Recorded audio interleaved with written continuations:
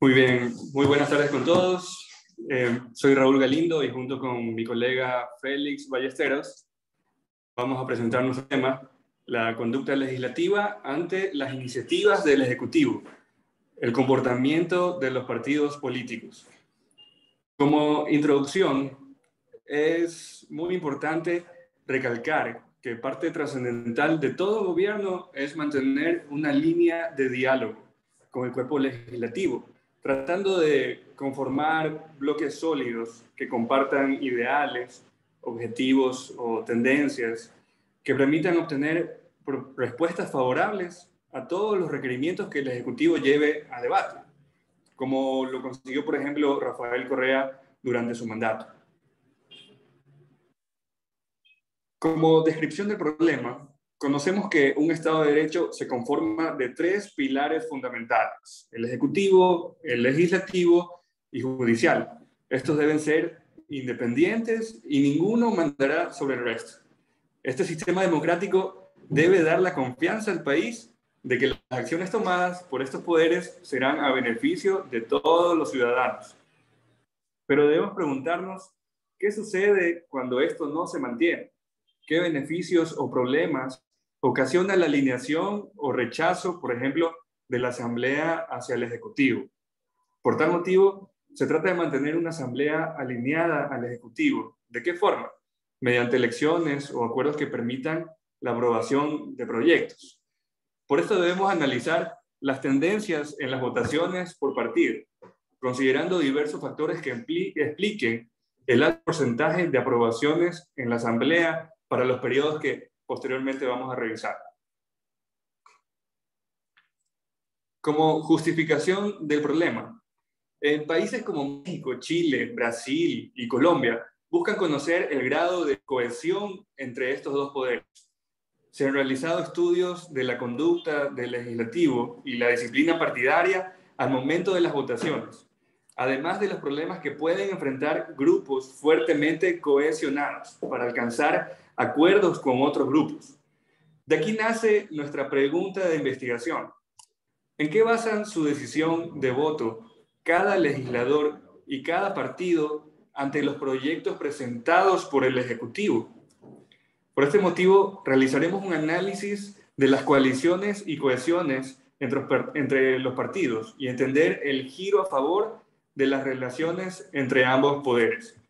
Como objetivo general, analizaremos el comportamiento del legislativo ante las propuestas del Ejecutivo mediante la aplicación de un diseño correlacional que explique la alta tasa de aprobación de leyes durante las votaciones del periodo 2013 al 2021.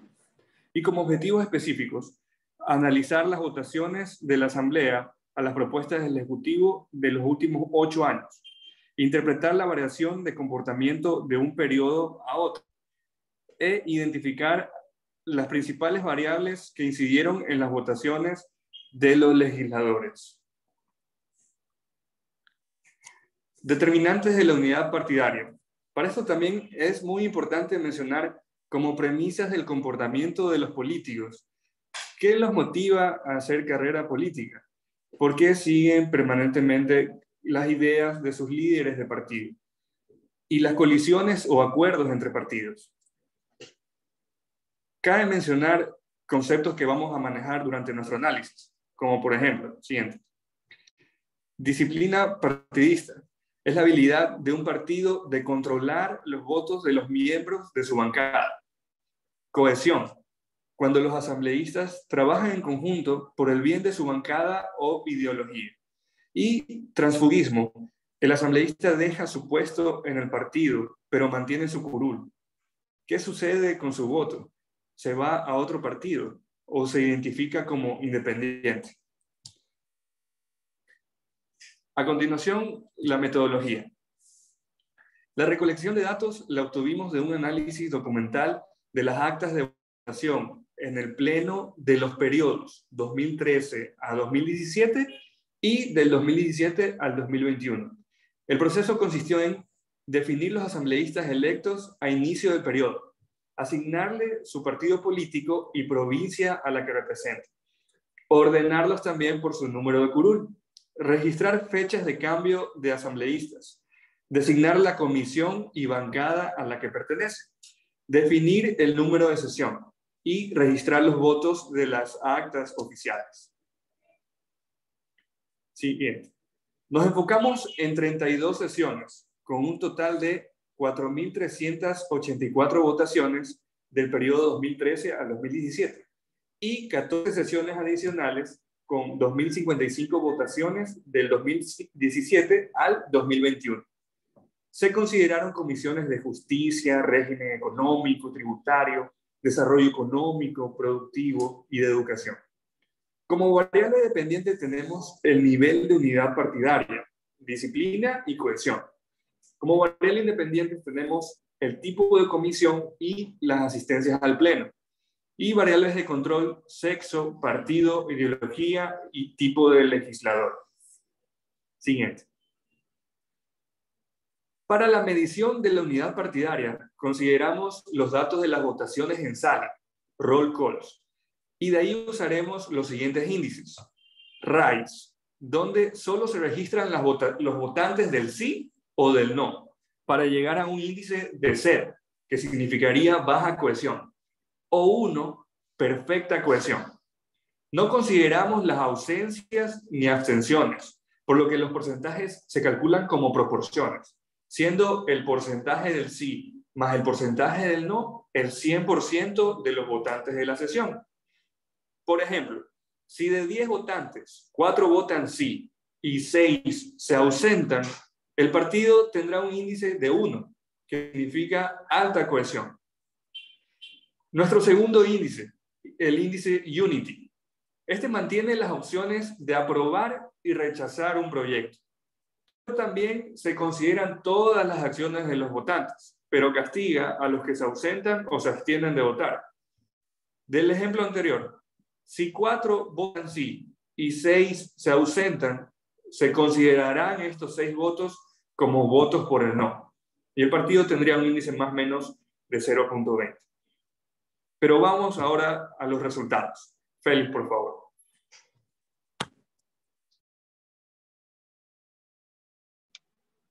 Buenas noches. Yo voy con los resultados.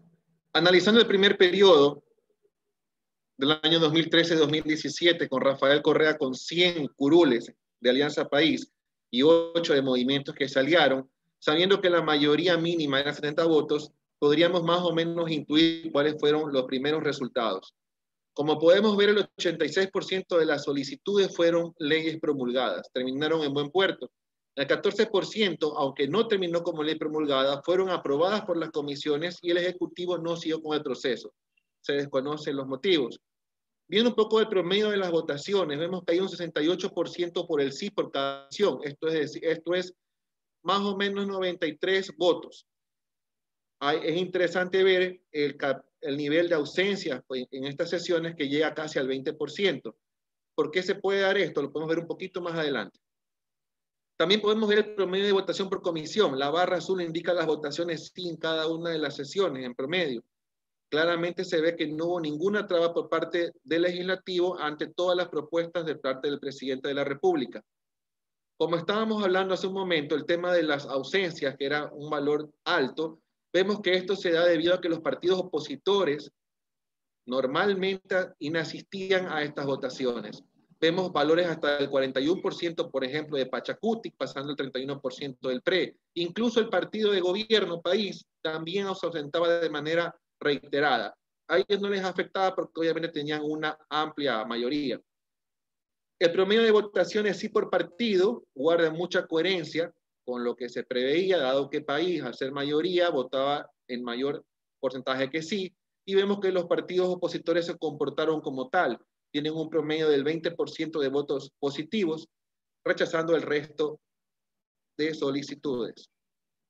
Ahora sí, metiéndonos un poquito al índice de cohesión, recordando lo que dijo mi compañero, hay dos índices, el Unity y el RAIS. El RAIS solamente considera votos positivos y negativos, y el Unity castiga todo lo que son ausencias, abstenciones o votos en blanco. Por ese motivo, el índice RAIS siempre va a ser mayor que el índice Unity. En este caso se da así.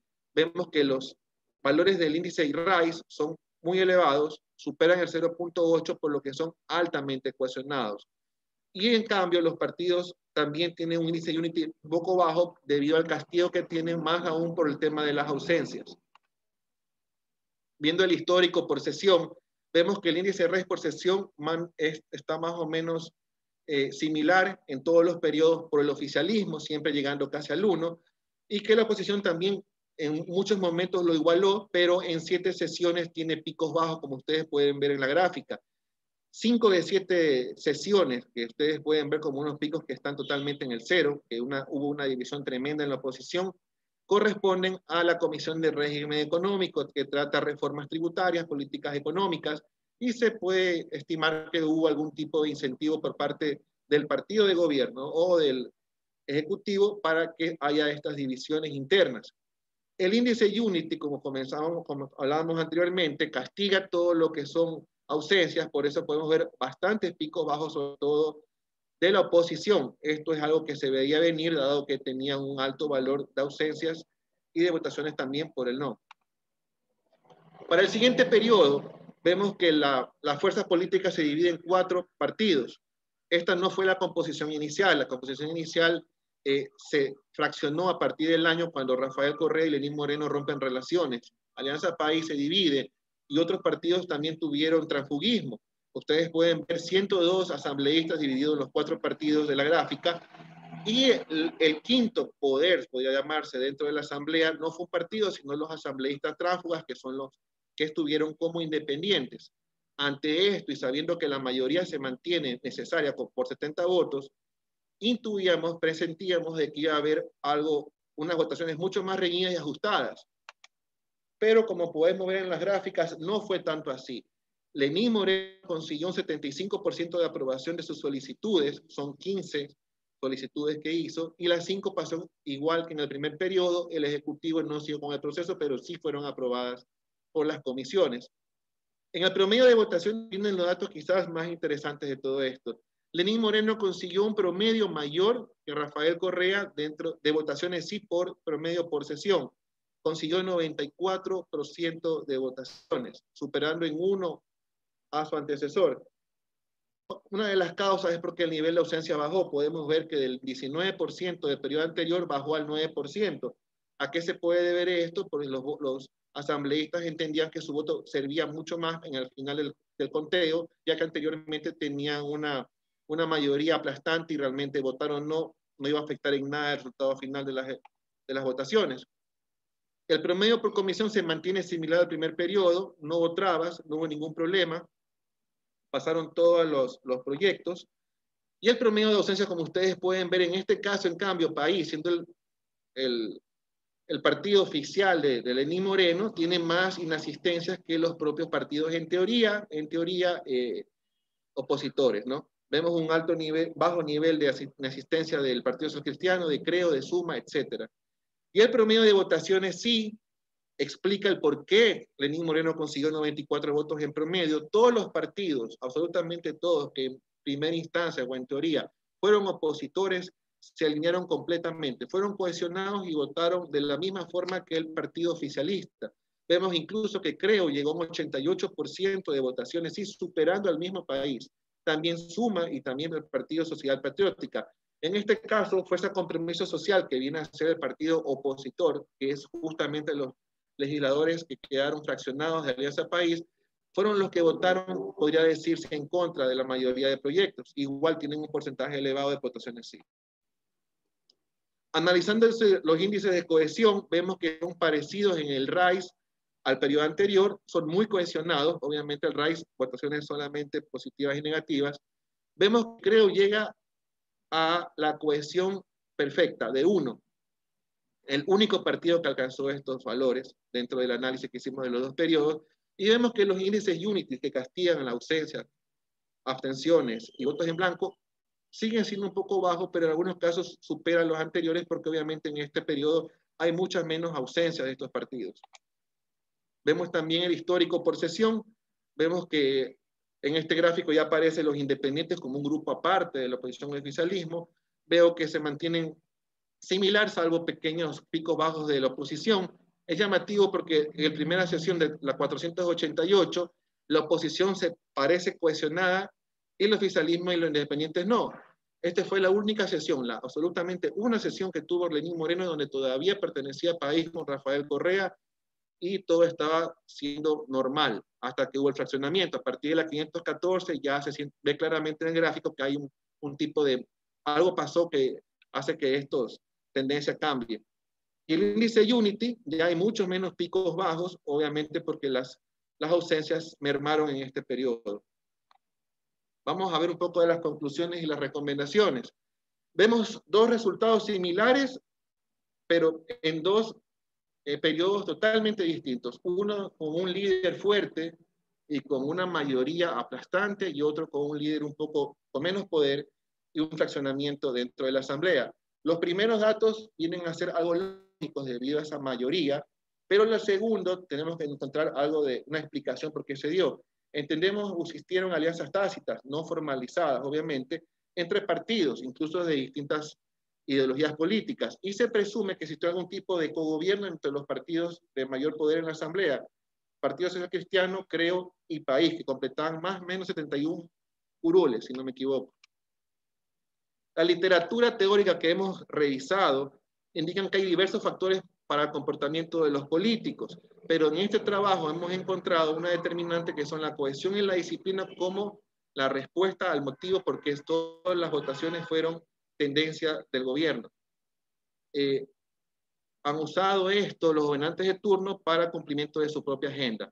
También hay un patrón común de este trabajo con algunos trabajos de América Latina. Podemos mencionar a Toro Moreira, a Patricio Navia, a Luis Antonio González, que han hecho revisiones en sus países, Chile, Colombia y México, donde encuentran la capacidad de los gobernantes y líderes de mantener unidos a los partidos.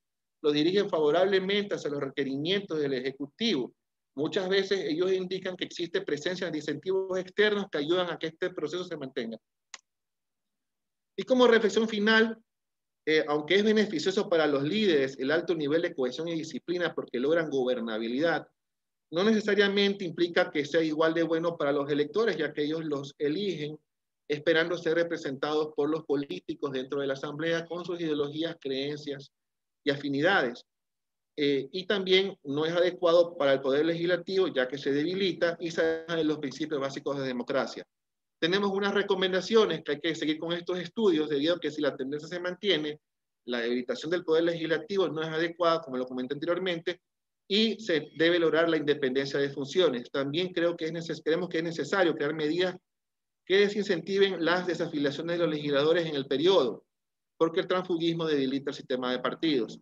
Y también ejecutar sanciones ya previstas en la ley a legisladores que usan los incentivos como medio de criterio para las votaciones del Pleno. Gracias por la atención.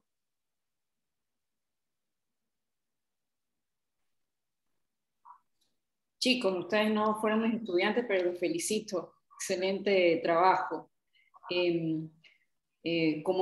Como introducción de esta parte final, la economía es una ciencia social, que la SPOL tratamos de proveer de herramientas de análisis objetivo, cuantitativo, donde tratamos de plasmar el comportamiento y las decisiones humanas en modelos, estadísticas, correlaciones que nos tratan de aterrizar hipótesis que están rodeando nuestra cabeza, plasmarlas en datos cuantitativos, datos objetivos, y tanto Kelly y Alison y Félix y Raúl han hecho un excelente trabajo utilizando esas herramientas, aterrizando esas hipótesis y plasmándolo en resultados objetivos. Felicitaciones chicos, muy buen trabajo. No sé, Sofía o Yesenia, que estás ahí presente, a mí me parece muy buen trabajo. Por ahí tengo unas dudas, pero prefiero dar paso a otras personas. Donald también, abierto a las preguntas para los chicos, porque tienen que defender.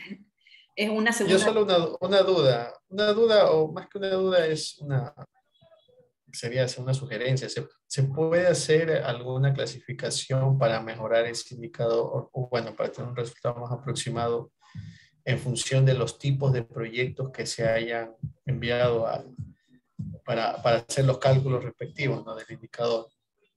¿Existe alguna forma? Porque va a haber bastante, va a tener bastante influencia el tipo de proyectos que se está enviando, ¿no? Entonces sería bueno que se trate de, no sé, agruparlos y ver si estos indicadores se mantienen, estas diferencias se mantienen al momento de analizar ese tipo de características, ¿no? Tratar de agruparlos. Yo sé que cada proyecto puede ser distinto y eso también va a depender de si se aprueba o no se aprueba, ¿no? O de si se vota a favor, se vota en contra.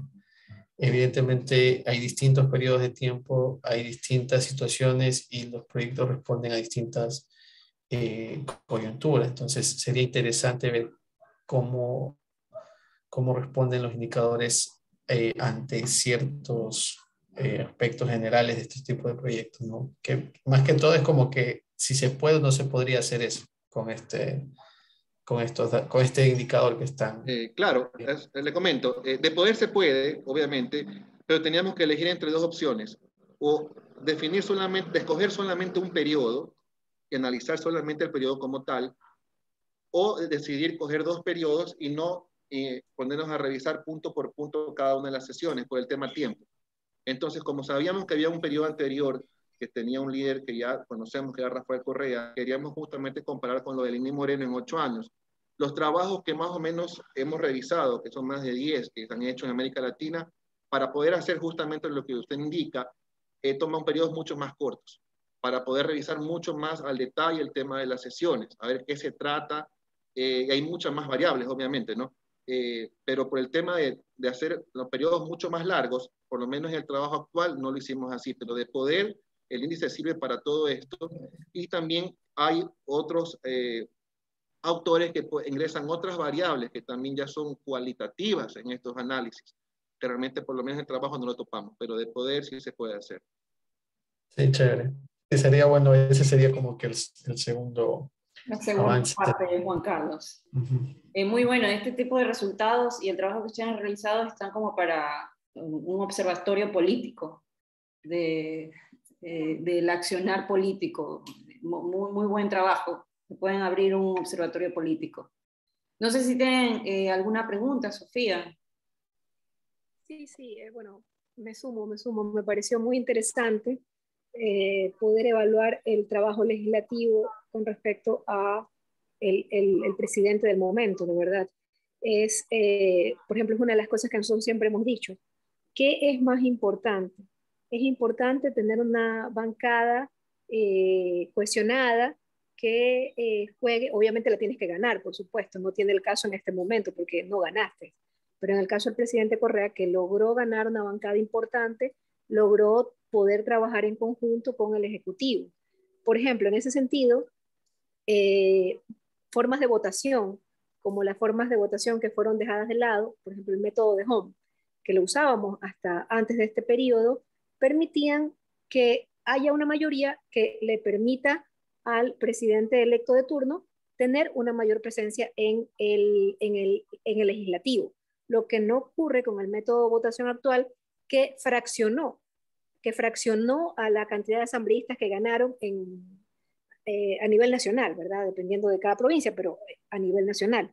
Entonces, me parece interesante poder luego analizar, como en un segundo momento, eso. Es mejor tener una bancada importante que le permita por ejemplo, el mismo partido Creo. Si hubiéramos tenido el método de Home, seguramente teníamos asambleístas y no hubiera tenido que estar buscando en este momento otros asambleístas aliados para tener mayor número en su bancada, ¿no? ¿Verdad? Ellos conformaron, me parece, algo que se llama Acuerdo Nacional en este momento.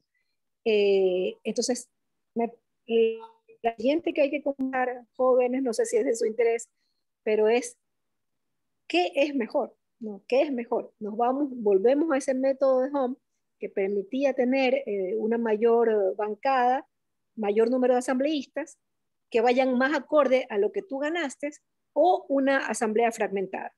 ¿Cómo consiguió los votos el presidente Moreno en el momento de la traición?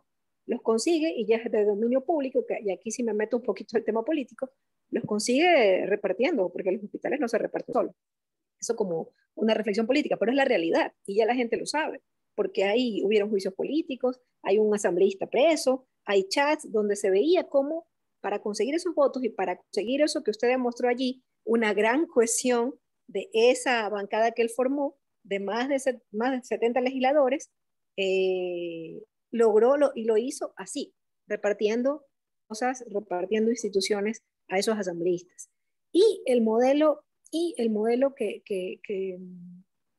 otra cosa que me parece súper interesante es que usted también ha demostrado, los jóvenes han demostrado, lo que nosotros siempre hemos dicho, el partido, creo, siempre apoyó, apadrinó todos los proyectos legislativos de Moreno.